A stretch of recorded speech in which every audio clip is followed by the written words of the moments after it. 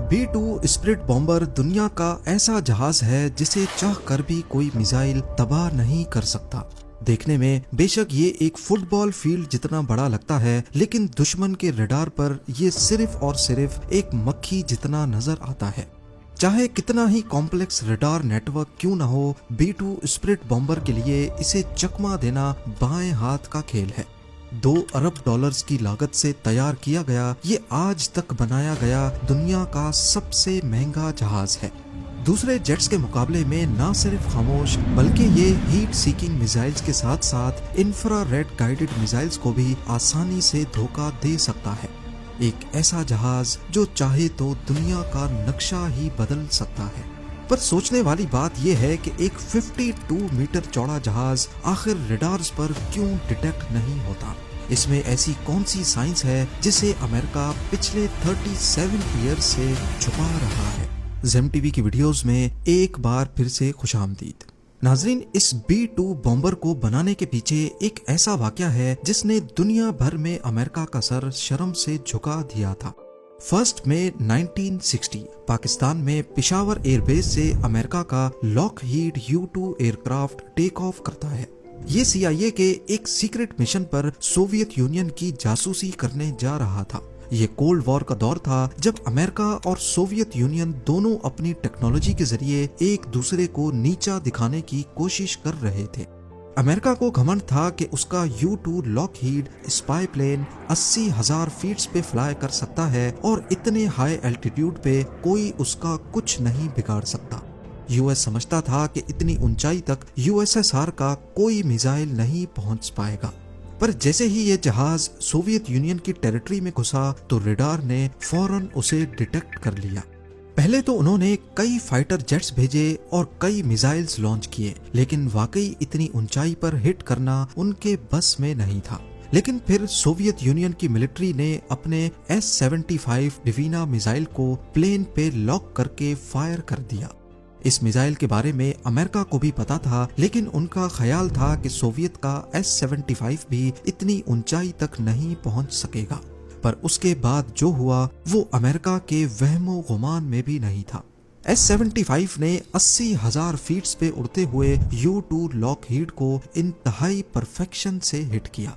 Plane वहां के Yekaterinburg नामी शहर के ऊपर गिरा और पायलट ने खुद को इजेक्ट कर लिया। शुरुआत में अमेरिका ने कहा कि ये नासा का वेदर रिसर्च प्लेन था, लेकिन जब सोवियत यूनियन ने कैप्चर किए गए पायलट और U-2 का सर्विलेंस इक्विपमेंट दुनिया के सामने रखा तो अमेरिका की पूरी दुनिया में बड़ी बदनामी हुई। इस वाक़े ने दोनों मुल्कों को ठीक ठाक सबक दिया। इसके बाद रशिया यानी सोवियत यूनियन ने अपने एयर डिफेंस पे काम करना शुरू कर दिया और अमेरिका ने ऐसी टेक्नोलॉजी पर जो रडार के सामने लिटरली इनविजिबल हो जाए। उस वक्त अमेरिका के पास B-52 बॉम्बर्स थे, लेकिन इस वाक़े के बाद ये बात कंफर्म हो गई कि रशियन टेरिटरी में दाखिल होने से पहले ही इसे गिरा दिया जाएगा। यानी अमेरिका चाह कर भी अपने न्यूक्लियर वेपन्स रशिया के खिलाफ इस्तेमाल नहीं कर सकता। और फिर 1976 तक USSR ने ऐसे सरफेस टू एयर मिसाइल बनाए जो 100 किलोमीटर दूर तक भी एयरक्राफ्ट को गिराने की सलाहियत रखते थे, जिनमें S-300 भी शामिल थे। इस वक्त USSR का एयर डिफेंस इतना स्ट्रांग हो गया कि अमेरिकन एयरफोर्स के एक जनरल ने कहा कि सोवियत यूनियन में अपना B-52 बॉम्बर भेजना ऐसा ही है जैसे मक्खी के छत्ते पर पत्थर मारना। यही वो वक्त था जब अमेरिका ने 1978 में एडवांस टेक्नोलॉजी बॉम्बर यानी ATB प्रोग्राम लॉन्च किया। इस प्रोग्राम का मकसद एक ऐसा बॉम्बर प्लेन बनाना था जो सोवियत यूनियन की टेरिटरी में जाए, उनके रडार्स के सामने बॉम्ब्स गिराए और बिना नोटिस हुए वहां से निकल जाए। अमेरिका की ये तमाम रिक्वायरमेंट्स पूरी की B-2 बॉम्बर ने, जिसकी पहली फ्लाइट 1989 में हुई, लेकिन दुनिया को ये 1997 में दिखाया गया। B-2 की सबसे बड़ी खासियत उसकी रडार से बचने की सलाहियत है। इस एयरक्राफ्ट का एक एक कोना ऐसे डिजाइन किया गया है कि जब रडार के सिग्नल्स इस पर पड़ते हैं तो वो वापस रडार तक नहीं पहुंच पाते, यानी उन सिग्नल्स की डायरेक्शन बदल जाती है। और इसी वजह से इसके डिजाइन में सिर्फ विंग्स हैं, ना फ्यूजलाज और ना ही टेल। नॉर्मल एयरक्राफ्ट्स में लगी ये वर्टिकल टेल फिन बड़ी आसानी से रडार में डिटेक्ट हो जाती है। एयर डिफेंस सिस्टम में लगे रडार्स का बहुत बड़ा नेटवर्क आपस में कनेक्टेड होता है और ये रडार्स आसमान में हर तरफ ऐसे सिग्नल्स भेजते हैं कि कोई एक कोना भी अनडिटेक्टेड ना रह जाए। ये सिग्नल्स नॉर्मली प्लेन की बॉडी से रिफ्लेक्ट होकर वापस रडार की तरफ जाते हैं और ऐसे उसकी मौजूदगी रडार में रिकॉर्ड हो जाती है।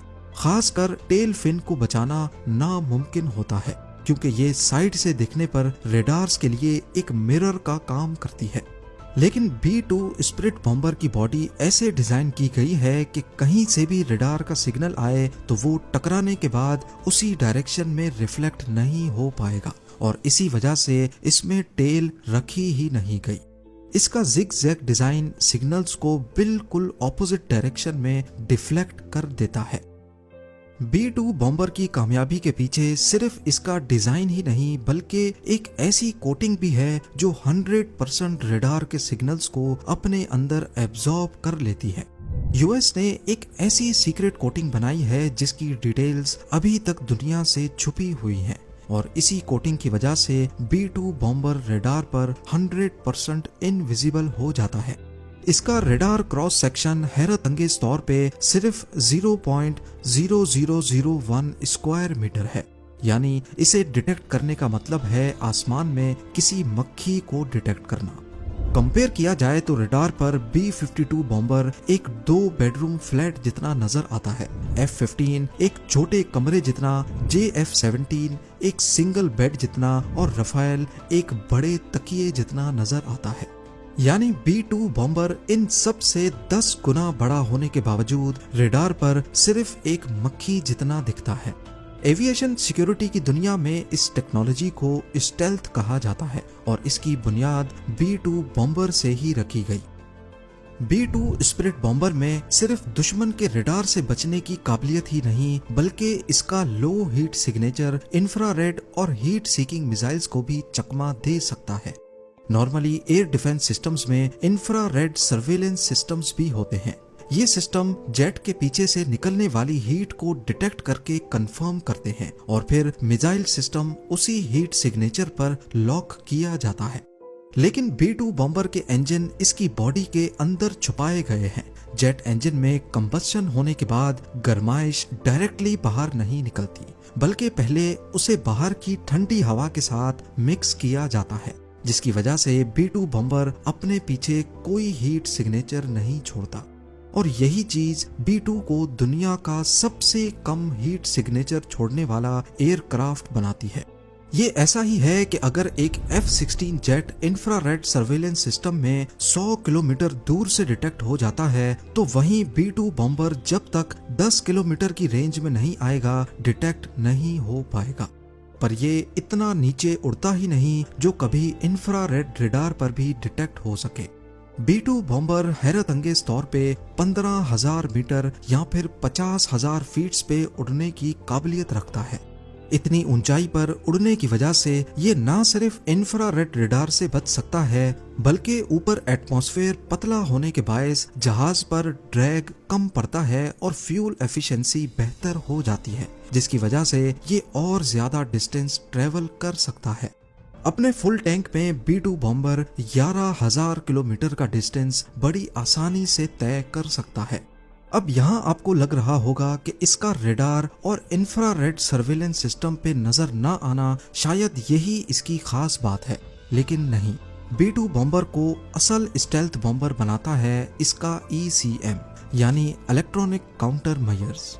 B-2 के अंदर हाई टेक ECM सिस्टम्स लगे हुए हैं जो पहले ये देखते हैं कि दुश्मन के रडार की क्या फ्रीक्वेंसी है, फिर उसी फ्रीक्वेंसी पे झूठे सिग्नल्स भेजते हैं जिससे रडार पर B-2 की गलत लोकेशन शो होती है या फिर 20 अलग अलग लोकेशंस पर B-2 नजर आने लगता है जबकि असल में वो सिर्फ एक जगह ही होता है। ये सिस्टम रडार के सिग्नल को रिकॉर्ड करता है और उसे मॉडिफाई करके वापस भेज देता है। रडार को लगता है कि ये सिग्नल जेन्युइन है पर असल में वो झूठ होता है। और सबसे मजे की बात, ये ECM सिर्फ उसी रडार को गलत सिग्नल भेजता है जिसने उसे डिटेक्ट किया हो। ताकि दुश्मन को लगे कि शायद रेडार में कोई नॉइज या एरर आया है। अगर तमाम ही रेडार्स में गलत सिग्नल भेजे जाएंगे तो दुश्मन को शक हो सकता है। B-2 बॉम्बर की बॉडी में ज्यादातर कार्बन ग्रेफाइट कंपोजिट मटेरियल का इस्तेमाल हुआ है। इस जहाज को टुकड़ों में बनाया गया और फिर इस तरह जोड़ा गया जैसे स्विस वॉच मेकर हर पुर्जे को पूरी परफेक्शन से जोड़ता है। अब आते हैं इसके पे लोड पर। यह हैरानकुन तौर पे 18,000 केजी का बारूदी मवाद उठा सकता है, यानी करीब 15 गाड़ियों का लोड। ये अपनी बेली के अंदर 80 जेडएम्स छुपा सकता है, जो कि जीपीएस गाइडेड बॉम्ब्स होते हैं, 16 B-83 न्यूक्लियर बॉम्ब्स और 16 AGM-158 जेसम मिसाइल्स, जो कि स्टेल्थ क्रूज मिसाइल्स होते हैं। ये बॉम्ब्स B-2 के इंटरनल बे के अंदर फिट किए जाते हैं और दरवाजा बंद हो जाता है ताकि फ्लाइट के दौरान स्टेल्थ बरकरार रहे। रेंज की बात की जाए तो ये अमेरिका से रशिया जाकर वापस आ सकता है, और अगर हवा में ही रिफ्यूलिंग की जाए तो B-2 बॉम्बर दुनिया के किसी भी कोने तक जा सकता है। अफगानिस्तान वॉर के दौरान B-2 बॉम्बर ने यूएसए में मिजोरी एयरफोर्स बेस से टेक ऑफ किया। 9,500 किलोमीटर का फासला तय करके अफगानिस्तान में बॉम्बिंग्स की और बिना लैंड किए वापस चला गया। इस दौरान बीच में सिर्फ एक मिड एयर रिफ्यूलिंग की जरूरत पड़ी। इस पूरे मिशन में B-2 बॉम्बर लगातार 45 घंटों तक फ्लाई करता रहा और किसी एक भी रडार पर यह नमूदार ना हो सका। इसके अलावा 1999 में ऑपरेशन अलाइड फोर्स के दौरान भी इसे सर्बिया में बॉम्बिंग्स के लिए इस्तेमाल किया गया।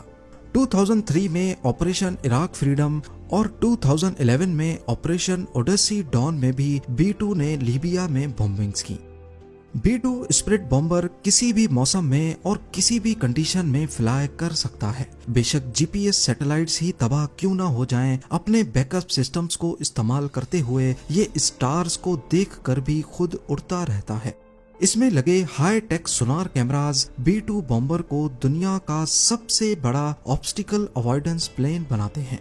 ये अपने आप टेरेन को आइडेंटिफाई करके उसके हिसाब से फ्लाई करता रहता है। अब क्योंकि ये एक बहुत बड़ा विंग है और इसमें कोई टेल, रडर या एलिवेटर नहीं होते, तो इसकी स्टेबिलिटी इतनी परफेक्ट नहीं है कि पायलट इसे बिना कंप्यूटर की मदद के उड़ा सके।